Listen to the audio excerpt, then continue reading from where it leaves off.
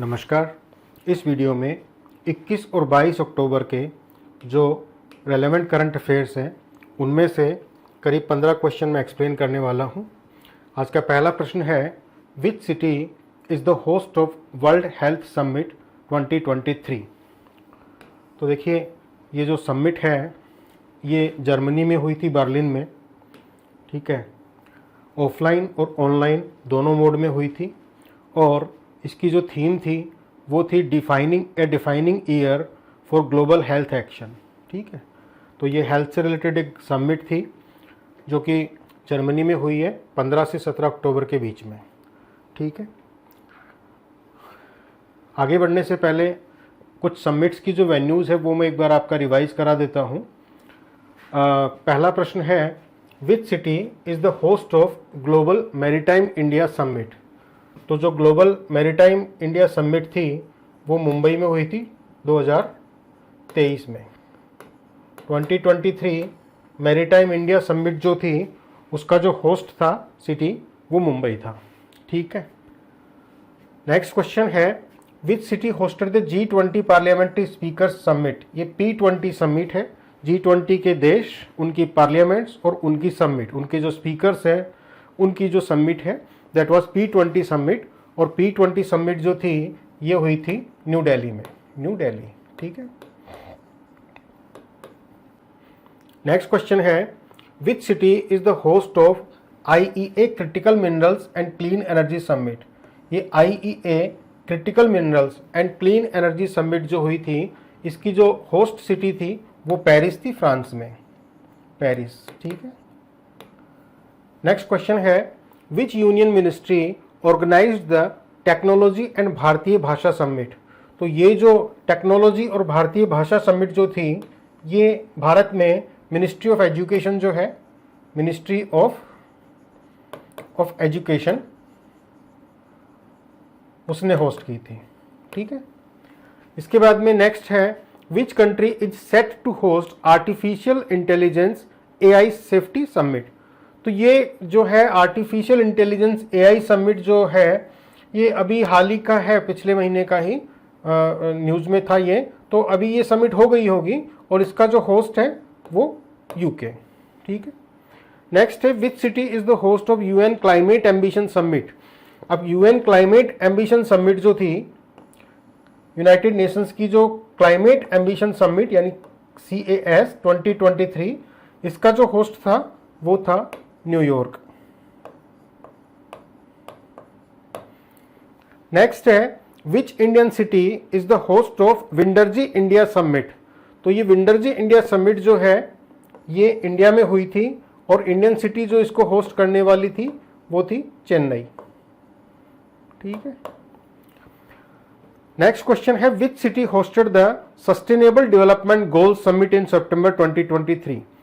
तो पिछले महीने जो सस्टेनेबल डेवलपमेंट गोल्स समिट हुई थी उसका जो होस्ट था वो न्यूयॉर्क था। ठीक है, इसके बाद में एक क्वेश्चन है, नैरोबी डिक्लेरेशन जो था it was adopted in which summit. तो ये जो है अफ्रीका क्लाइमेट समिट थी 2023, अफ्रीका क्लाइमेट समिट 2023। ठीक है, तो ये नैरोबी डिक्लेरेशन जो था ये आउटकम था अफ्रीका क्लाइमेट समिट 2023 का। ठीक है, तो नेक्स्ट क्वेश्चन है, global maritime India summit is scheduled to be held in which state और UT। तो ये अभी 2-3 महीने पहले शेड्यूल्ड था, अभी ये हो रही है ग्लोबल मैरीटाइम इंडिया समिट, बल्कि अभी हो चुकी है ये 17 से 19 अक्टूबर के बीच में। तो इसका जो करेक्ट आंसर होगा वो होगा मुंबई। ठीक है, मुंबई। इसके बाद में है, which country is the host of the 15th BRICS summit 2023। तो जो 15वीं ब्रिक्स समिट हुई थी उसका होस्ट है साउथ अफ्रीका,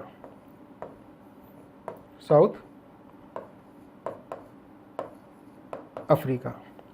नेक्स्ट क्वेश्चन है, which country hosted the Camp David summit. तो ये जो कैंप डेविड समिट है ये USA में हुई थी, USA में कैंप डेविड एक जगह है USA के अंदर, तो ये वहीं पे हुई थी। ठीक है, तो ये 12 क्वेश्चन हो गए, कुछ और क्वेश्चन इसमें है, टोटल 23 क्वेश्चन मैंने फाइंड आउट किए थे।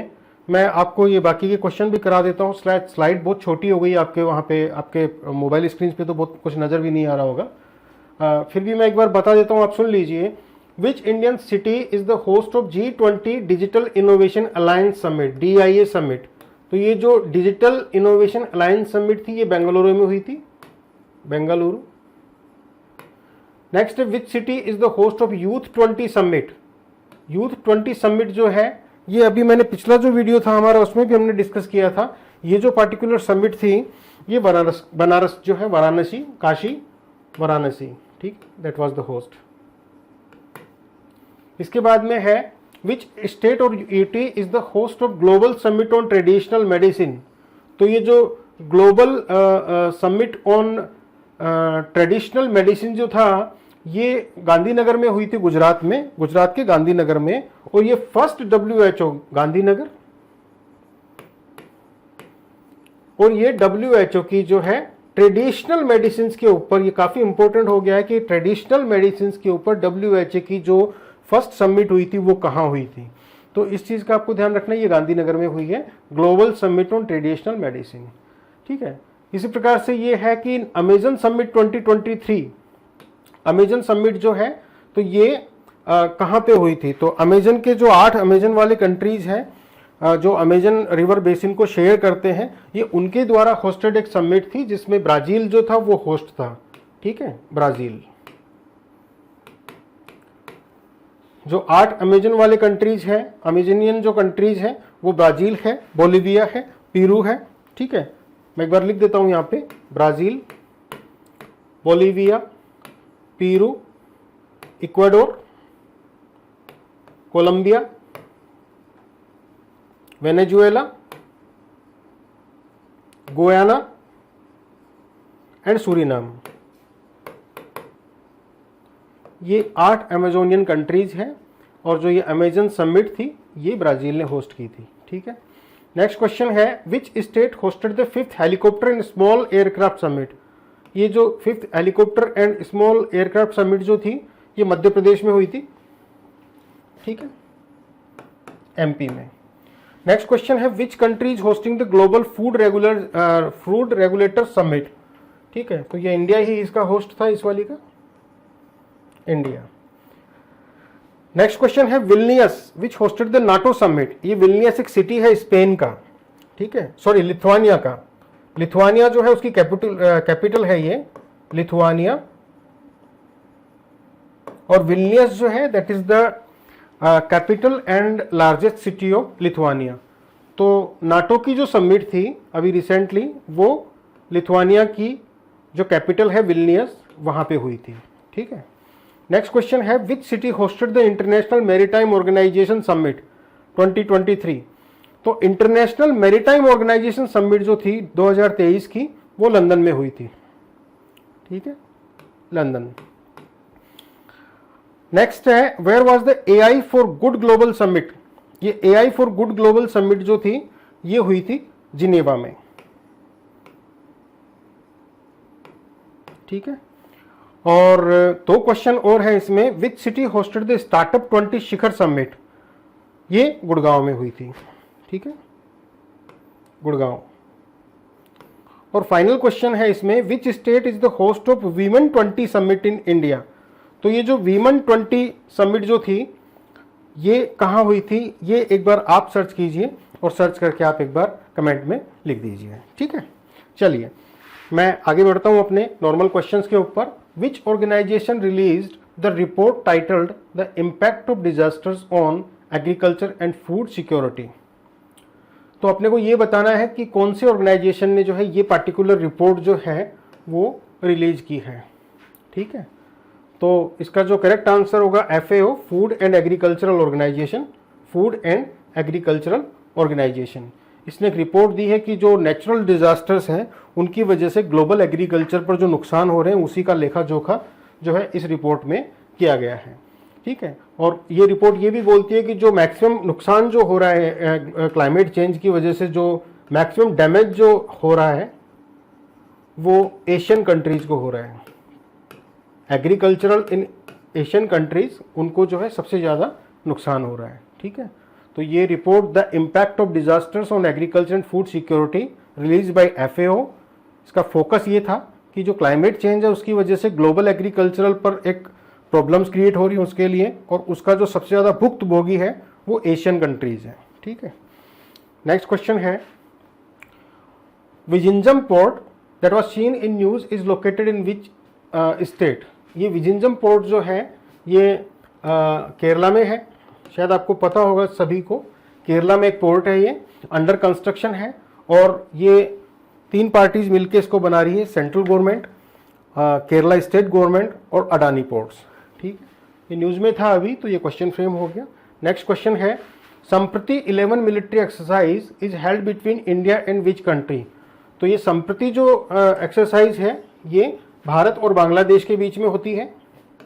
ठीक है, इंडिया एंड बांग्लादेश के बीच में होती है। 11th वर्जन जो है इस एक्सरसाइज का ये हो रहा है कहाँ पे, मेघालय में। ठीक है, चलिए अगले प्रश्न पे चलते हैं। Next, the middle corridor that was seen in news initiates in which country. ये इनिशिएट जो है वो कौन से कंट्री से होता है। ठीक है, मिडिल कॉरिडोर जो है वो देखिए 2 चीज़ें हैं इसके अंदर। ये एक्चुअली टर्की से इनिशिएट होता है। ठीक है, ये एक्चुअली टर्किश गवर्नमेंट जो है उसी का इनिशिएटिव है मिडिल कॉरिडोर, और चाइना भी कह सकते हैं क्योंकि टर्की से चाइना तक आता है, तो चाइना से इधर, चाइना से टर्की की तरफ और टर्की से चाइना की तरफ, तो कहीं कहीं थोड़ा सा आंसर ये भी कर सकते हैं इसका, लेकिन एक्चुअल में ये है कि this is basically an initiative of the Turkish government. तुर्की की जो सरकार है उसका है ये। मैंने की पॉइंट्स इसके लिख दिए हैं, यहाँ पे आप देख लीजिए एक बार। ये इंडिया, पाकिस्तान, अफगानिस्तान, ठीक है, और यहाँ पे ये चाइना, और उसके बाद में ईरान हो गया, ये कैस्पियन सी, ये ब्लैक सी, ये हो गया आपका टर्की, और ये जो बीच का जो रीजन है कैस्पियन सी के और ब्लैक सी के, इसको कोकेसस बोलते हैं। ठीक है, तो बेसिकली इसके जो मेजर पॉइंट्स है जो आपको ध्यान रखने हैं वो ये है कि पहला पॉइंट, ये एक टर्किश इनिशिएटिव है, तुर्की की जो सरकार है उसका इनिशिएटिव है। 2 कॉरिडोर्स हैं, एक नॉर्दर्न कॉरिडोर रशिया होते हुए चाइना को कनेक्ट करता है, एक सदर्न कॉरिडोर जो समुद्र के होते हुए भारत के चारों तरफ से, वो ये 2 कॉरिडोर्स हैं जो एशिया को यूरोप से कनेक्ट करते हैं अभी फिलहाल। और ये मिडिल कॉरिडोर जो है ये पिछले कुछ दिनों में इसका थोड़ा सा स्कोप बढ़ गया है, थोड़ा सा राइज हो गया है इसका स्कोप, और उसकी वजह ये कि रशिया और यूक्रेन का वार चल रहा है, तो बीच में वो जो डिस्टर्ब्ड एरिया है उससे अलग ये डिस्टर्ब एरिया को टच नहीं करता है। ठीक है, अब चूंकि ये टर्की से शुरू होकर कैस्पियन, जो आप देख सकते हैं इसमें जो कैस्पियन सी है उसको क्रॉस कर रहा है यहाँ पे। ठीक है, तो इसका जो ऑफिशियल नेम है वो है trans Caspian east west middle corridor initiative. ठीक है, trans Caspian east west middle corridor initiative शुरू होता है टर्की से, पासेस थ्रू कोकेसस रीजन। ठीक है, कोकेसस रीजन जो हो गया वो हो गया आपका ब्लैक सी और कैस्पियन सी के बीच का रीजन, जहां पे आर्मेनिया, अजरबैजान, बेलारूस, ये 3-4 कंट्रीज हैं, वो कोकेसस हो गया। और उसके बाद में it crosses the Caspian sea and then traverse to central Asia. ठीक है, इसकी खास बात यह कि it is the shortest route from China's Pacific coast to Europe. China का जो पैसिफिक कोस्ट हो गया इस साइड का, वहां से अगर यूरोप तक आना हो तो ये भी लंबा पड़ता है, और जो नॉर्दर्न वाला है, नॉर्दर्न रूट, वो भी लंबा पड़ता है। This is the shortest one. ठीक है, मिडिल कॉरिडोर। और यहाँ पे जब टर्की की जो गवर्नमेंट है उसने शुरुआत कर दी थी इसकी 2013 से, और 2013 से 2015 के बीच में Turkey started signing agreements with the countries for the development of this particular corridor. और उसमें ये था कि उन्होंने जो एग्रीमेंट्स किए उसमें किए Azerbaijan, China, Georgia, Kazakhstan to improve the corridors and connectivity to Europe. तो ये शुरुआत 2013 के आसपास हो गई थी, और अभी जो हाल ही में न्यूज में ये इसलिए था क्योंकि चाइना जो है और इसको फर्दर स्ट्रेंथन करना चाह रहा है अपने बेल्ट एंड रोड इनिशिएटिव से इसको लिंक करने के लिए। ठीक है, तो ये डिस्कशन जो उनका हुआ है that was in the news recently, और उसी के बेसिस पे हमने क्वेश्चन फ्रेम किया था। ये इसमें एक चीज और याद रखनी है अपने को कि जो यूरेशियन नॉर्दर्न कॉरिडोर जो मैं आपको बता रहा हूं यहाँ पे, यूरेशियन नॉर्दर्न कॉरिडोर, ये करीब उससे 2000 किलोमीटर छोटा है मिडिल कॉरिडोर। ठीक है, और फाइनली ये जो पॉइंट ये है कि China has initiated discussions to realign the belt and road initiative with this particular corridor. ठीक है, तो ये मिडिल कॉरिडोर जो है उसका ज्योग्राफी और थोड़ा सा इंपॉर्टेंस आपको समझ में आ गया होगा। चलते हैं नेक्स्ट क्वेश्चन पे। नेक्स्ट क्वेश्चन है which Indian institution release it's economic outlook survey and forecasted a growth for Indian economy eight 6.3%। देखिए ये भारत का इंस्टीट्यूशन है फिक्की। ठीक है, federation of Indian chamber of commerce and industry, FICCI. FICCI की report है। Report में उसने ये कहा है कि भारत की जो ग्रोथ रेट रहने वाली है वो 6.3% रहने वाली है 2023-2024 के अंदर। तो इकोनॉमिक आउटलुक सर्वे जो है ये डोमेस्टिक रिपोर्ट है released by FICCI. That is the only relevant fact. Next question पे चलते हैं। Which city is the host of global maritime India summit? Global maritime India summit जो है ये मुंबई में होने वाली है। मुंबई, ठीक है, मुंबई में होने वाली है। और इसको ऑर्गेनाइज कौन कर रहा है? Ministry of ports and shipping and waterways. ठीक है, चलते हैं नेक्स्ट क्वेश्चन पे। नेक्स्ट क्वेश्चन है सिंगिंग प्लाज्मा वेव्स जो है they have been identified for the first time around which planet recently. देखिए इसको फ्रेम करने में थोड़ा सा ये वर्बेटिम का इश्यू आ गया है यहाँ पे। ये इनको पहली बार नहीं ढूंढा गया है। एक प्लैनेट है जहां जिसके चारों तरफ पहली बार देखा गया है और वो है मरकरी। बाकी इसको अर्थ के भी चारों तरफ ये singing plasma waves have been discovered. Jupiter जो है उसके भी चारों तरफ इसको ढूंढा गया है। तो singing plasma waves have not been identified for the first time, they have been identified for the first time around Mercury. तो आप यहां थोड़ा सा कंफ्यूजन हो सकता है, उसको आप ध्यान में रखना। ठीक है, तो ये क्या हुआ है कि जापानीज एक साइंटिस्ट थे जिन्होंने ये मरकरी के चारों तरफ एक पार्टिकुलर वेव्स ढूंढी है जिनको बोलते हैं सिंगिंग प्लाज्मा वेव्स। और ये होते क्या है? ये इलेक्ट्रॉन्स होते हैं, इलेक्ट्रॉन्स। और वो उसका जो प्लैनेट है उसका जो मैग्नेटिक जो रीजन होता है, मैग्नेटिक जहाँ इन्फ्लुएंस होता है, उसमें जो ट्रैप्ड इलेक्ट्रॉन्स होते हैं, ठीक है ना, इस तरह से आप समझ लीजिए कुछ हल्का सा। तो उसमें जो ट्रैप्ड इलेक्ट्रॉन होते हैं, एनर्जेटिक इलेक्ट्रॉन्स जो होते हैं वो जो है उनको सिंगिंग प्लाज्मा वेव्स बोलते हैं। ठीक है, और ये मरकरी के चारों तरफ जो है ढूंढे गए हैं। मरकरी के चारों तरफ जो है ये ढूंढे गए हैं। अर्थ, जुपिटर, सैटर्न और यूरेनस और नेपच्यून भी, इनके चारों तरफ ये पहले ढूंढे जा चुके हैं। और इनके ढूंढने का सिग्निफिकेंस सिर्फ इतने से है कि जिस प्लैनेट का मैग्नेटिक जो इन्फ्लुएंस होता है, मैग्नेटिक फील्ड जो होता है, वो जितना ज़्यादा होता है, उसके जो मैग्नेटिक इन्फ्लुएंस वाला जो एरिया होता है उसमें चार्ज इलेक्ट्रॉन्स के ट्रैप होने की गुंजाइश उतनी रहती है, ज़्यादा रहती है। अभी तक साइंटिस्ट ये मानते थे कि जो मरकरी है उसका जो मैग्नेटिक फील्ड है वो बहुत बहुत कमज़ोर है। और इनके डिस्कवरी के बाद में, इस डिस्कवरी के बाद में ये हो गया है कि नहीं, इतना कमज़ोर भी नहीं है, it has a strong magnetic field. तो पूरा इसका यही है कि Mercury is now known to have strong magnetic field. ठीक है, चलिए नेक्स्ट क्वेश्चन पे चलते हैं। नेक्स्ट क्वेश्चन है ब्राइट ट्रांजिएंट सर्वे बोट। तो ये क्या था? अभी जो एआई बोट था न्यूज़ के अंदर, bright transient survey bot, BTS bot, BTS bot. तो ये किस फील्ड से रिलेटेड हो गया? Space science. ठीक है, एआई बोट था, एआई का यूज चारों तरफ हो रहा है, हर किसी फील्ड में होने की कोशिश हो रही है उसकी। और ब्राइट ट्रांजिएंट सर्वे बोट जो था, ये एक पहला जो एक ऐसा मिशन था, मान लीजिए, जिसमें एक सुपरनोवा को बिना किसी ह्यूमन इंटरफेरेंस के it was searched, identified, classified,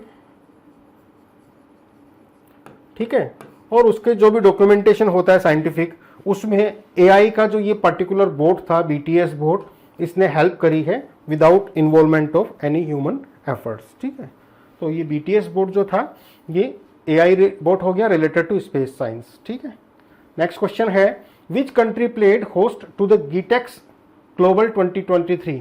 तो ये एक समिट थी और होस्ट जो था इसका यूएई था। ठीक है, 5 दिन की एक टेक समिट थी ये दुबई के अंदर, वो है ये। नेक्स्ट है अपार account registry that was seen in news is associated with which field. तो जैसे आधार सबके लिए है, वैसे ये अपार जो है ये स्टूडेंट्स के लिए है, स्टूडेंट्स। ठीक है, करेक्ट आंसर इसका होगा एकेडमिक्स। इसका जो फुल फॉर्म है वो है automated permanent account, automated permanent academic account registry. ठीक है, और इसका एक नाम और भी है, one nation one student ID, one nation one student ID, one student ID. पूरे भारत में एक जो स्टूडेंट है उसकी पूरे भारत में एक ही आईडी चलेगी। एक यूनिवर्सिटी से दूसरी यूनिवर्सिटी, एक कॉलेज से दूसरे कॉलेज, एक स्कूल से दूसरे स्कूल जो ट्रांसफ़र है उसको इजी बनाती है, एक प्रॉपर उसका रिकॉर्ड रखती है, इसलिए इसको एजू लॉकर भी बोलते हैं, एजू लॉकर। ठीक है, जहाँ पे उसकी सारी डिग्रीज, सारे क्रेडेंशियल्स, एकेडमिक क्रेडिट्स और जो एक्स्ट्रा करिकुलर एक्टिविटीज़ में जो उनका एक जो हिस्ट्री है वो सारी चीज़ें इसमें रखी जाएंगी। तो ये हो गया एजू लॉकर, भी इसी का नाम है, अपार का ही। One nation one student ID ये भी इसी का नाम है, और एजुकेशन इकोसिस्टम रजिस्ट्री भी इसी को बोलते हैं, एजुकेशन इकोसिस्टम रजिस्ट्री। ठीक है, तो जाहिर सी बात है मिनिस्ट्री ऑफ एजुकेशन जो है उसका इनिशिएटिव हो गया ये गवर्नमेंट ऑफ इंडिया का, और अभी जो है उन्होंने जो है मिनिस्ट्री ऑफ एजुकेशन ने सारे स्टेट्स को लिखा है कि भाई इसको जितना जल्दी हो सके उतना जल्दी अपनाओ। ठीक है, और उसको जो है एक्टिवेट करो। यहाँ पे एक चीज़ रखनी है अपने को याद कि एक स्टूडेंट की जो आईडी होती है वो लाइफ लॉन्ग एक ही आईडी रहती है, तो this is also a life long ID. ठीक है, एकेडमिक लॉकर जो हो गया बच्चों का, ये हो गया है अपार अकाउंट रजिस्ट्री। ठीक है, नेक्स्ट क्वेश्चन पे चलते हैं। Which institution release the high cost of cheap water report. तो ये एक रिपोर्ट थी जो वर्ल्ड वाइड फंड जो फॉर नेचर है WWF, इसने रिलीज की है, और इसका सारांश यही है कि चारों तरफ पूरी धरती पर वाटर क्राइसिस बढ़ रहा है, ग्लोबल वाटर क्राइसिस वो आने वाला है, आ रहा है धीरे धीरे, और उसकी वजह से जो ह्यूमन पॉपुलेशन है around the world they are in a grave danger. ठीक है, तो ये रिपोर्ट जो थी ये WWF की थी। नेक्स्ट क्वेश्चन है, what is the theme of Ayurveda day 2023। Ayurveda day जो है 10 नवंबर को मनाया जाएगा, और इनमें से थीम है आयुर्वेदा फॉर वन हेल्थ। ठीक है, ये थीम है इसकी 10 नवंबर को, 10th of November 2023। This is going to be Ayurveda day. इस बार जो मिनिस्ट्री ऑफ आयुष है उसका प्लान ये है कि इसको एक ग्लोबल इवेंट बनाया जाएगा, इसको एक ग्लोबल इवेंट वो बनाएंगे, प्रमोशन करेंगे इसका, और आयुर्वेदा के बारे में जितनी भी अवेयरनेस क्रिएट कर सकते हैं वो करने की कोशिश की जाएगी। ठीक है, नेक्स्ट क्वेश्चन है, कटी Bihu is the festival celebrated in which state. तो बिहू का पता होगा आपको, आसाम का एक फेस्टिवल है, कटी बिहू भी वहीं का है। 3 बिहू होती है वहां पे, एक कटी बिहू, ठीक है, कटी बिहू, इसको कोंगली बिहू भी बोलते हैं, कोंगली बिहू,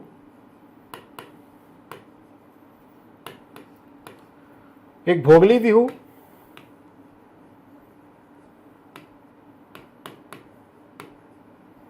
जिसको माघ बिहू भी बोलते हैं, माघ के महीने में होती है, जनवरी के आसपास, और लास्ट है रोंगली बिहू, रोंगली बिहू।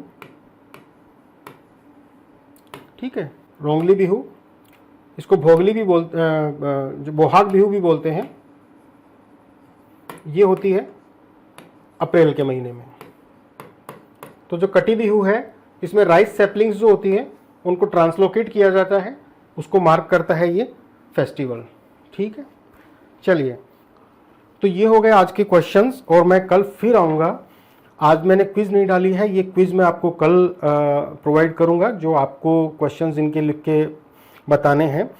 थोड़ा सा इन्फॉर्मेशन ये है कि मैडम जो है 25 से इस सीरीज़ को कंटिन्यू करेंगी। डेली जो आपकी क्विज सीरीज़ होती है, डेली जो आपका वीडियो होता है, ये मैडम करेंगी, कंसिस्टेंटली वो कर पाती हैं।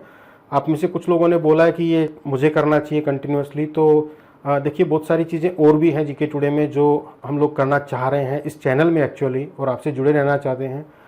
मंथली वीडियोस 3-4 महीनों से नहीं आ रहा है, और आ भी रहा है तो काफ़ी लेट आ रहा है। तो एक तो वो चीज़ हो गया कि एटलीस्ट मैं रिवीजन आपका, जैसे इसमें मैंने इस वीडियो में आपका जो फर्स्ट क्वेश्चन में जो रिवीजन कराया था उसी टाइप का रिवीजन मैं थोड़ा फास्ट करा सकता हूँ, तो एक चीज़ वो है। इसके अलावा जो हमारा जो 35,000 क्वेश्चन का एक सीरीज़ हमने शुरू किया था वो भी बीच में डिसकंटिन्यू हो गया था किसी रीज़न से।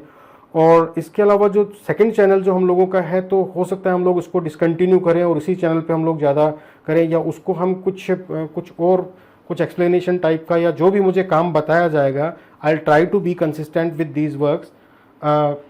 और कल का जो मेरा वीडियो होगा, फिलहाल मैं इस सीरीज़ में आखिरी वीडियो करूंगा, उसके बाद में जो भी नेक्स्ट सीरीज़ करूंगा तो वो मैं आपको आके बता दूंगा यहाँ पे, ठीक है। तो thank you very much and नमस्कार।